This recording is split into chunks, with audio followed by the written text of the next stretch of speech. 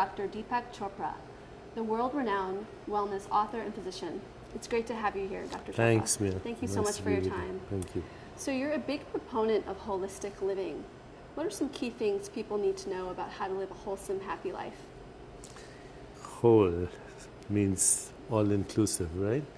The word health, healing, holy, wholeness is the same word. So healing is the return of the memory of wholeness. It includes everything from being physically healthy, meaning getting good sleep, exercise, meditation. Also includes healthy relationships, healthy emotions like peace, harmony, laughter, love, joy, compassion, empathy, equanimity. It includes having a support system, family and friends. And it includes the deeper understanding that we are an awareness embedded in an ecosystem, that we depend on each other for our emotional and physical well-being. So there's a beautiful saying in Africa, Ubuntu, I am because you are. If you just remember that, then you'll realize that the key to happiness is to make other people happy. And are there any shortcuts on this journey? Why should there be? It's a great adventure and it's a great journey. It would be such a pity if there was shortcuts. Can you tell us a little You bit? take the scenic drive. Yes. Can you tell us a little bit about your show, One World? One World is a show that will be available very soon. In this I interview luminaries for about half an hour per show. And by luminaries, I mean they don't have to be famous, although they could be. There are some very famous people on our show. But people who are making a difference, people who are changing the world, and people who are engaged in personal and social transformation of any kind. So poets, authors, movie stars, philanthropists, artists, scientists, they're all part of the show. You've had some amazing guests like Martha Stewart, Calvin Klein, Rachel Roy. What are some things that you've learned from them? I think they all have a passion for life. That's the most important thing. They have a vision, they have a passion, they know how to emotionally bond, they know their strengths, they also know their weaknesses, and they create teams that complement their strengths, that they are emotionally bonded with, and that share their passion. That's the key, shared passion, emotional bonding, and complementing each other's strengths. When you do that, you have a perfect team. And your latest book is called What Are You Hungry For? And it's already a New York Times bestseller. What made you write it? I was at a conference called Health Matters that President Clinton has every year. And of course, the topic of obesity, type 2 diabetes as the most important, devastating epidemic that faces our country.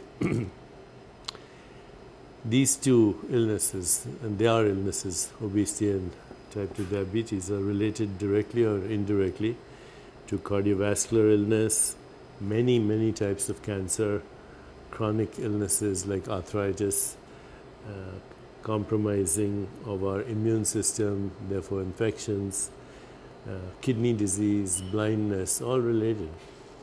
And it's a devastating epidemic that's affecting our country. The new generation of children are expected to live less than our current generation. So I thought to myself, why is it that no diet book has ever worked?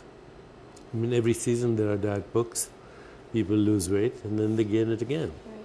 If there was such a thing as an ideal diet, then by now we should have found it with all the smart people in the world. So people put food in their body only for one of two reasons. One is they're hungry for food physically, and the other is they're hungry for something else. Their feed, our body needs food, Our heart needs love, compassion, empathy. Our mind needs knowledge and wisdom. And our soul needs lightness of being. So the book is how to fill yourself up with the right things for the right part of your existence.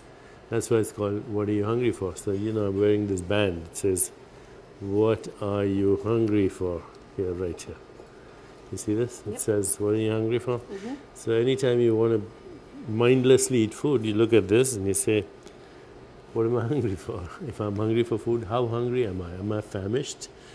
Am I not hungry? Am I in between? And listen to your body. You stop, take a few breaths, smile, observe your body, proceed with awareness. I call this the stop formula. So my hope is that people, by asking themselves, what am I hungry for, will actually find a way to permanently lose weight, fill other types of hunger, and also discover their spirit or soul. Tied to this, we have another project called the Weightless project. So you can go to weightlessproject.org, and we are partnering with these companies, you know, these sensors like Fitbit, Jawbone, Basis. What happens is, for every 1,000 calories you burn over and above your basal metabolic rate, we give $1 to feed a hungry child somewhere in the world. Right now, it's going towards the children in the Philippines affected by the tornado. But, you know, if half the world is obese, the other half malnourished because they don't get enough food, how about creating a program that solves both programs? So we're doing it right now. That's amazing. And if when people ask themselves the question, you know, what am I hungry for, and it's not actually not for nutrients, what do you recommend that they do? Well, they find out. You know what? You can ask your body. And sometimes it's just you're hungry for attention. Okay, so what do? You give somebody else attention. You're hungry for love. What do? You express that to somebody else. You know, the fastest way to get what you want is to help somebody else get what they want. So meditation is obviously great for health, but it's super hard. Is it? I think it is. What are some tips that you'd give to... I live in meditation. What are some tips that you'd give to people who do find it hard to clear their minds? Well, right now, we have a program going on, and we offer it every season. It's in partnership with Oprah Winfrey, and it's you can go to it. It's called chopracentermeditation.com. So go to www.chopracentermeditation.com, and we offer online teaching of meditation free. So right now we have 700,000 people in the world coming online, and I instruct them into meditation. And it's the largest meditation experiment in the history of civilization. We're entering the Guinness Book of Records. And since it's being offered free, I don't see why anyone wouldn't want to. And get rid of the idea that meditation is hard or you have to do something. It's actually, meditation is the ability to sit down and do nothing. You know, the ability to think is, people think extraordinary, but even the ability to not think is even more extraordinary. Because in the space between your thoughts is the window to your soul, which is infinitely creative, infinitely powerful, and the realm of synchronicity. So it's an adventure. Is there any significance to the 21 days of the Oprah Chopra It takes challenge? about 21 days to start to form a habit, what is called long-term potentiation of neural networks. You start to create some kind of hardwiring. But actually, if you really want to make the hardwiring permanent, then do it 66 days. It'll be a habit. And what do you do when you find that your mind starts to wander while you're meditating? Well, try not to think of a silent mind, because if you think you have to get rid of your thoughts, that's also a thought. Right. The key to meditation is no agenda. That's it. But come online and learn. And how about We'll answer all your questions. And how about yoga? What do you recommend for a practice? Well, of course, yoga has become very popular now. Every street corner there's a yoga studio, and they're pretty good. I personally feel that even one yogic exercise every day, it's called the sun salutation. You know, if you do that 5 times, if you have more time, 10 times, 15 times, 20 times, I'm on the road all the time. That's all I do, sun salutations. And it's a complete yogic exercise. What are some common practices you've seen among happy people? Happy people look at opportunities, whereas unhappy people look at problems. Same situation. Happy people know that no amount of money is required to be happy. Of course, if you're extremely poor, you will be unhappy because you can't meet your needs. But being extremely rich doesn't help being happy. In fact, the rich and the poor share the same thing in common. They both think about money all the time. If you win the lottery, you'll be happy for a while. In 6 months, you'll plateau. In 1 year, you'll be back to your baseline. Happy people find meaning and purpose in their life. They know how to make other people happy by giving them attention, affection, appreciation. They live in the present moment. Those are some of the simple keys to happiness. And what is your relationship to technology? You have a lot of wearables. Yeah, right now. no, I love technology. I think technology by itself is neutral. We can create technologies that can destroy the world, like drones, like mechanized death, chemical warfare, interfere with our food chain with pesticides and insecticides, and interfering with the genetic composition of foods, genes that have evolved over millions of years of time. So technology can be devastating, but technology can also cause the world to transform in the direction of a more peaceful, just, sustainable, healthier and happier world. My goal is to reach 100 million people with technology, to create that critical mass of people that are going through personal transformation and bringing about social transformation. So the Weightless project, the weightlessproject.org, that's part of that. Biosensors are part of that. Bioregulation is part of that. We've just partnered with Scripps Institute in La Jolla, and we are developing ways to monitor heart rate variability, brain waves, skin resistance, skin temperature, basal metabolic rate, stress levels instantly. So you can wear a biosensor about the size of a quarter, like a little,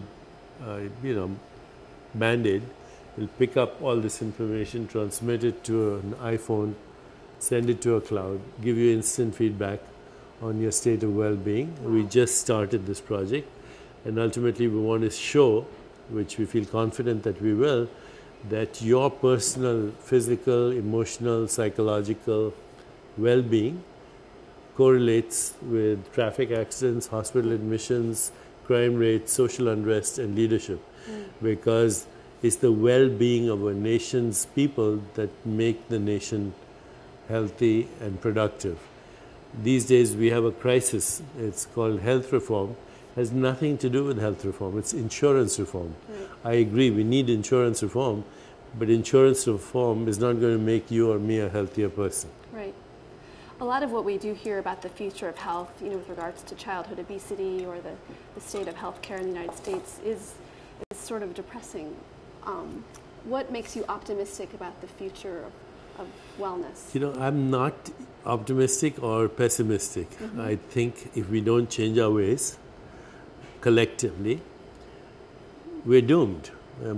Just climate change for one thing. So in that case, let's stop doing anything, just go have a drink tonight and forget the whole thing. On the other hand, we can actually make a difference. But we can't make a difference by being activists. People get into activism, and then you see this paradox of angry peace activists. Activism frequently comes out of anger and what we call self-righteous morality. But to be outraged, even morally outraged, is to be enraged. You can't improve the world if you're caught up in the melodrama. If you want to change, you start with yourself. And who or what inspires you? I'm inspired by anybody who's made the difference in the world. You know, historical figures, beginning with the great teachers of humanity, Jesus and Buddha and many others, Mother Teresa, but artists like Leonardo da Vinci, Michelangelo, scientists like Einstein and the great pioneers of quantum physics. In our own times, Nelson Mandela, Martin Luther King Jr. There are so many people that can inspire us, and particularly children. I think when you look at children, before they've been bamboozled by what we call education, they are the most inspiring expression of the human species. There's a poem by the great Indian poet Tagore. He said, every child that is born is proof that God has not yet given up on human beings. Children are inspiring. And who do you think are some of the unsung heroes of today? Unsung heroes? There are so many unsung heroes all over the world. They're not well known. In India, there's a movement with grandmothers who are collectively creating solar energy. There are movements in Rwanda with women who are becoming leaders with forgiveness as a movement. There are people in Colombia who are rescuing children from the gutters and making them leaders. I travel all over the world, and there are some very inspiring people all over the world. And what do you like to read? I love to read adventure stories. I love to read Harry Potter. I've loved to read the romantic writers of the past. My favorite authors used to be Rudyard Kipling, Somerset Maugham, Mark Twain, Shakespeare, and many Eastern writers that aren't well known, the sages of the Upanishads. These days, though, I spend my time when I'm not reading a newspaper or on the internet reading the news, I'd rather listen to my inner silence. Do you have any guilty pleasures? Yes, sometimes a triple hazelnut latte. And what's next for you? What's next for me is I have 5 more books that I'm writing right now. Wow. So I have a book coming out, Saving Faith, another one called Who Made God and Other Cosmic Riddles, a book on super genes, and I'll see after that what else. How do you write 5 books? I don't think about the result, I just write. Great. Well, thank you so much for your time. Thank you. Yeah, thank you very much. Cut.